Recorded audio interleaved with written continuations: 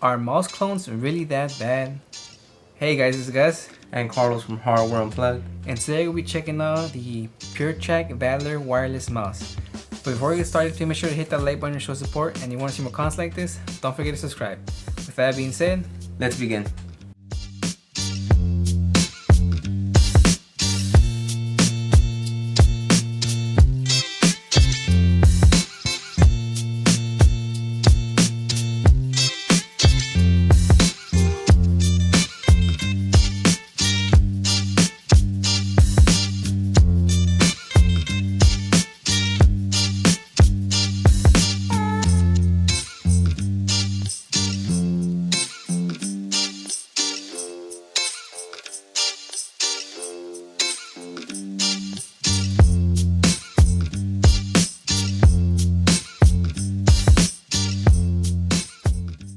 alright, so we have the VALOR right here. We have the VALOR wireless mouse, and this isn't Puretrak's first mouse, right? No. I do believe they made one years ago. And I mean years ago. This is one of the things I think people don't know about Puretrak. And even I didn't. I know for sure I didn't know that these guys, when it comes to mouse pads and even mice, they are OGs. And when I mean OGs, I mean OGs. I'm talking about Razer wasn't even that big. Logitech wasn't even that. SteelSeries wasn't even that big. Like at all. Okay, so Puretrak's basically trying to make a comeback. Right, that's what I feel like what this one was. Right, so they did send it out. We've been using it for like 2 weeks now. 2 weeks now of use. I know I really haven't been showing you guys. I would say longer because we did get it. I think like a month ago. Yeah, but I want to say we were just busy. We were testing out products too along the way. But I know I did personally use a whole week straight with it. And then we switched back and forth between there. But so the VALOR. Let's get right into the specs and whatnot, right? So this right here is again the G Pro wireless Superlight clone, right? Everything about it looks really similar. There's some differences, right? I think the major one will be the weight is not exactly as light as the Superlight. The weight is not as light as the Superlight. It has RGB and it has swappable shells, right? We get into that in a little bit, the swappable shell part, right? But the sensor, I think the sensor is the one of the better things about this mouse. It has a 3395 sensor, right? Wow. Yeah. So the mouse, right, it retails for about $119.99. That's the original retail price. Around there, you can reserve it for $99.99, right? If you use the code, right, code Itzsolrac for savings. So you could save about knock it down to like $95, right? $94.99, something like that, right? So the mouse, it has swappable shells like we mentioned before, and it does advertise in the box that you could change the height of the back, right? Apparently they changed it by 1.6 millimeters. Millimeters, like that. And you get two shells with holes and two solid shells, right?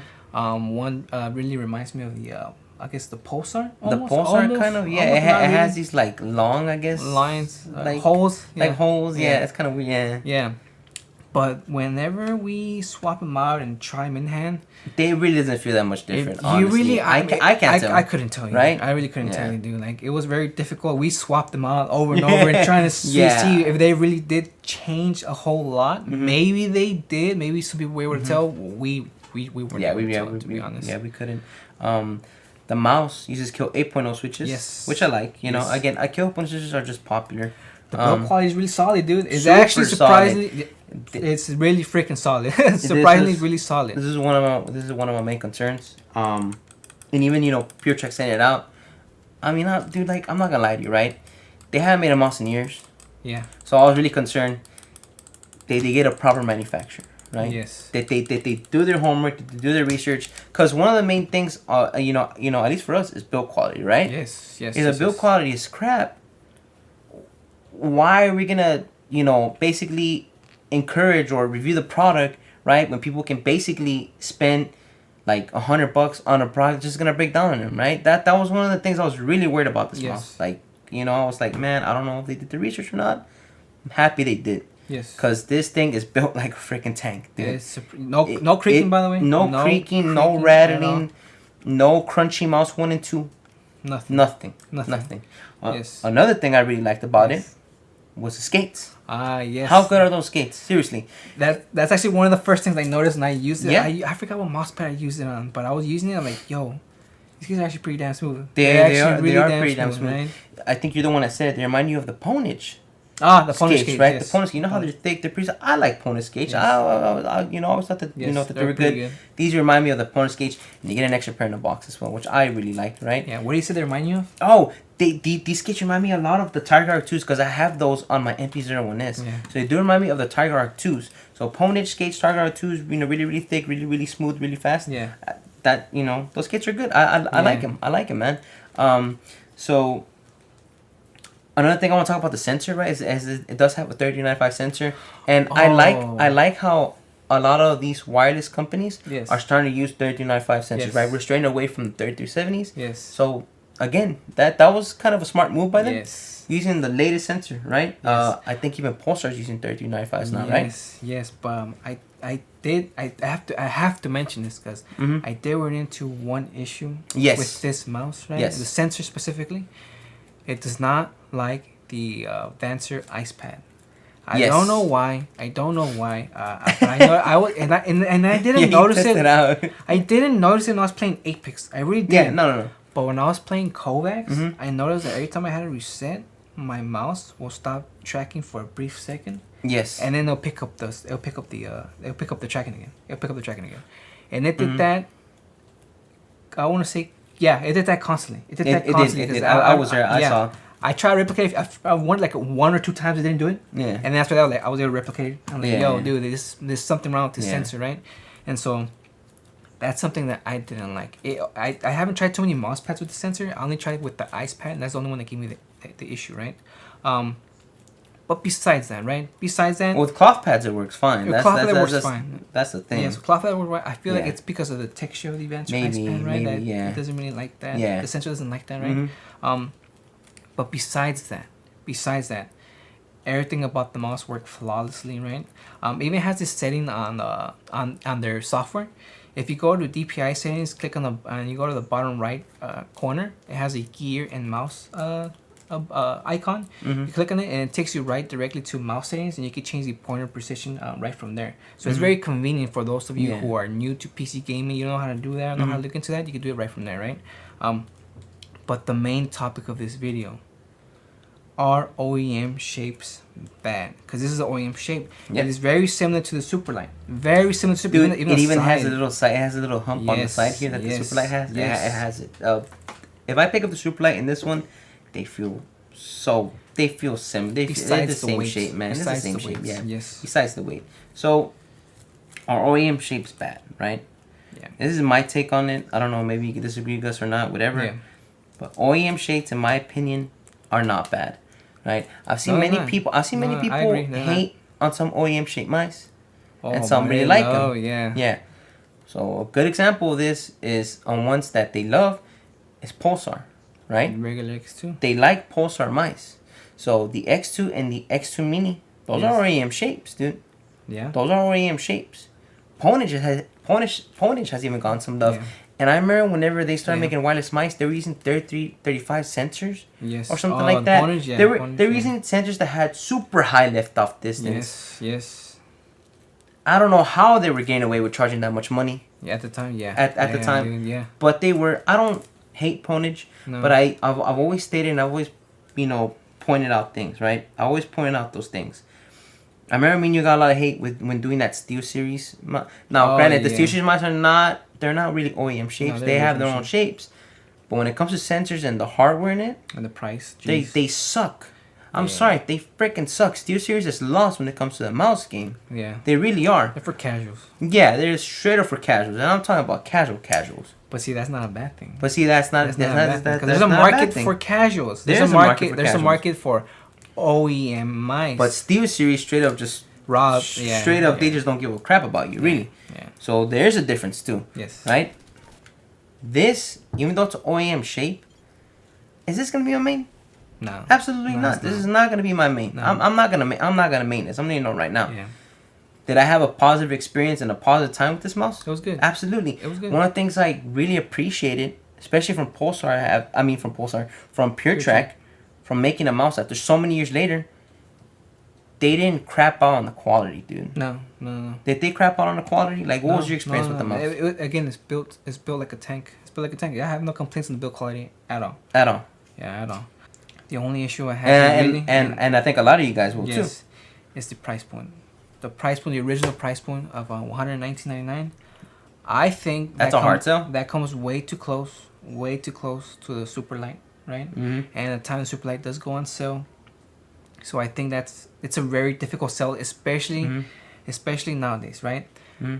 If you look at Polestar's website, I mean, if you look at we just finished Polestar review, Puretrak, right? Polestar Puretrak. This is what I'm saying. Yeah, we just finished using we just finished reviewing the Puretrak Polestar mice, right? God damn it, right? So, if you look at Puretrak's website, they state that this mouse was supposed to come out a year ago. And they also state that they are aware this is the OEM shaped mouse. Yep. They are aware of that, right? They're not trying to hide it. They even said that this is this is like a clone of a Superlight. That's what they were going for. They've been very transparent, right? They're being very transparent, right? And they also say that after this mouse, they're gonna try to make their own original shape, right? Yep. So the only thing wrong with this mouse really is the price point, because nowadays, I mean, how many mice out there right now? Oh, there's so many wireless mice out there, lighter, that are very competitive for the price. Right? Same sensors, Same sensors, exactly. Build quality, we could argue about that, honestly. Yeah. Right. But yeah, the mouse market is getting really freaking hot. Very hot. So I think a lot of you guys would agree with us that price point will kind of stray away a lot of people from actually purchasing this mouse. Yes. Is it a bad mouse? You see, it's not a bad mouse. A bad mouse would be freaking something that breaks down within like a week, 2 weeks of use, right? And that's a final mouse, right? A clone, right? Something like the freaking GameSense mice, right? That mouse is pretty bad, right? So who exactly is this mouse for? Mm-hmm. Who exactly is this mouse for? This mouse, if you're someone who just got a PC, you're into PC gaming, and you don't have the budget for a G Pro wireless Superlight, I think you'll be happy with this.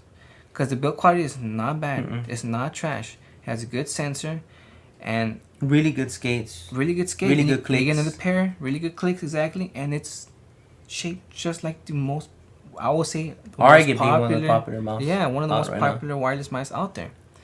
By the way, this is modded to have Kill 8.0. Yes. This doesn't have Kill 8.0, so I just want to let you guys know that.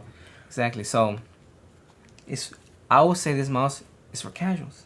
Yes, it's for casual gamers. Yes, absolutely. Absolutely. It's not like us mouse snobs who go out and want to get the lightest mouse, whenever the new releases come out, we have to get it. It's not for us. No, definitely not for us. Like again, we're not gonna mean it. We're not gonna mean this mouse, but we can appreciate who it's for.